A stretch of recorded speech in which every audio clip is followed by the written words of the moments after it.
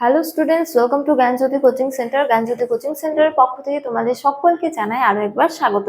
তো স্টুডেন্টস, আজকে আমি যে বিষয় নিয়ে পুনরায় তোমাদের সামনে চলে এসেছি তা হলো দ্বিতীয় নরসিংহ বর্মন নিয়ে, যিনি ইতিহাসে রাজসিংহ নামেও পরিচিত।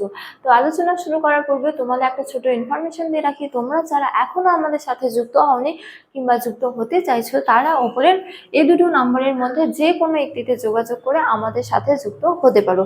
চলো আর দেরি না করে আমরা আজকের আলোচনা শুরু করি। তো আজকের আলোচনা হলো দ্বিতীয় নরসিংহ বর্মন নিয়ে। তো বলা হয়েছে যে পল্লব রাজ পরমেশ্বর বর্মনের মৃত্যুর পর রাজা হন দ্বিতীয় নরসিংহ বর্মন এবং তার রাজত্বকাল হলো 695 খ্রিস্টাব্দ থেকে 722 খ্রিস্টাব্দ পর্যন্ত। তো এবারে বলা যায় যে কোন কোন উপাদান থেকে আমরা দ্বিতীয় নরসিংহ সম্পর্কে জানতে পারি। তো তার আমলের বিভিন্ন লেখক কিংবা লিপি, বিশেষত কৈলাসনাথ মন্দিরের লেখকগুলি থেকে আমরা দ্বিতীয় নরসিংহ বর্মন বা রাজসিংহ সম্পর্কে জানতে পারি। তো এবারে বলা হয়েছে উপাধি।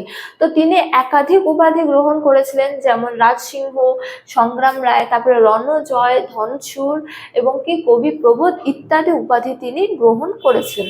তো এবারে হচ্ছে যে তার কৃতিত্ব নিয়ে আমরা আলোচনা করব। তো প্রথমেই বলা যায় তার কৃতিত্ব সম্পর্কে যে পল্লব এবং চালুক্যদের মধ্যে দীর্ঘদিনের যে সংঘাত, এই সংঘাতে তিনি সরাসরি অংশগ্রহণ করেছিলেন কিংবা তিনি চালুক্যদের বিরুদ্ধে কোনো যুদ্ধযাত্রা করেছিলেন কিনা এই সম্পর্কে সঠিকভাবে কিছু বলা যায় না।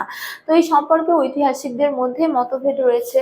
তারপরে তার কৃতিত্ব সম্পর্কে আরও বলা যায় যে তার আমলে যুদ্ধের দিক থেকে না হলেও কিন্তু সাহিত্য, সংস্কৃতি, বৈদেশিক নীতি, বিশেষত কি স্থাপত্য ভাস্কর্যের ক্ষেত্রে খুবই অভূতপূর্ণ বিকাশ ঘটেছিল। যেমন বলা হয়েছে যে তিনি দক্ষিণ ভারতের স্থাপত্য ভাস্কর্য, বিশেষত মন্দিরগুলি নির্মাণের জন্য এক নতুন শৈলী গ্রহণ করেছিলেন, যা মূলত তারই নামে পরিচিত, রাজসিংহ শৈলী নামে পরিচিত।